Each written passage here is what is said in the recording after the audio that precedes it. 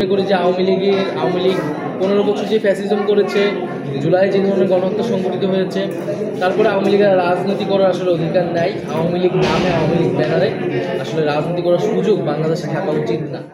বাংলাদেশের স্বাধীনতার কথা বলেছেন একটু আগে, বস্তুনিষ্ঠ সংবাদ এবং সবকিছু মিলিয়ে আজকে যে পত্রিকার যে নিউজটা আসছে, তাহলে কি এটা ভুল তথ্য ছিল কিনা? আমি মনে করি যে উৎসটা তারা পরিষ্কার করেনি, সেক্ষেত্রে আরেকটু দায়িত্বশীলভাবে এটা প্রচার করা উচিত ছিল, বা তাদের কাছে এরকম এটাকে তো খুবই গুরুত্বপূর্ণ একটি সংবাদ আসলে, তো সেক্ষেত্রে তাদের উৎসটা বলা উচিত ছিল। আমাদের জায়গা থেকে তো এরকম হয়নি আসলে।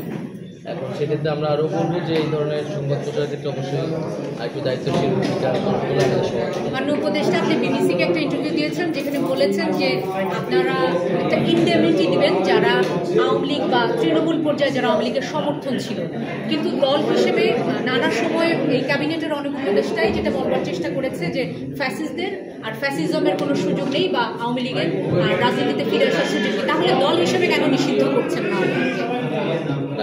এই বিষয়ে সরকার এখনো সিদ্ধান্তে পৌঁছায় নাই, যেহেতু বিচার কার্যক্রম চলমান আছে ট্রাইব্যুনাল। আমরা বিচার কার্যক্রমটা আগে দেখতে চাই, আদালত কী বলে বা বিচার কার্যক্রমে কতটুকু আগায়।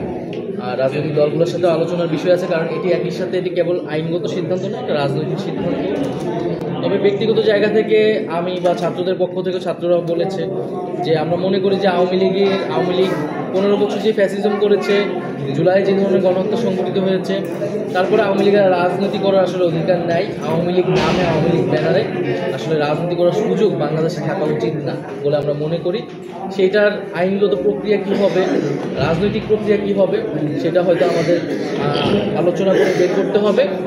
আর পাশাপাশি এটাও আমরা বলেছি যে আমরা কিন্তু কোনো প্রতিহিংসা হয়ে আমরা রাজনৈতিক প্রতিহিংসা শুরু করতে চাই না। আমরা রিকনসিলিয়েশনও চাই, আমরা জাস্টিসও চাই।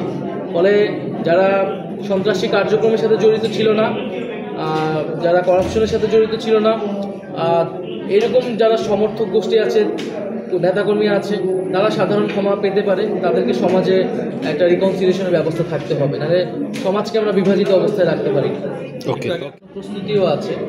এখন একটা রাজনৈতিক দল বিএনপি এখানে দেরি করতেছে, বা তারা একটু সময় চাচ্ছে, তো আমরা সেই সময়টাও তাদেরকে দিয়েছি।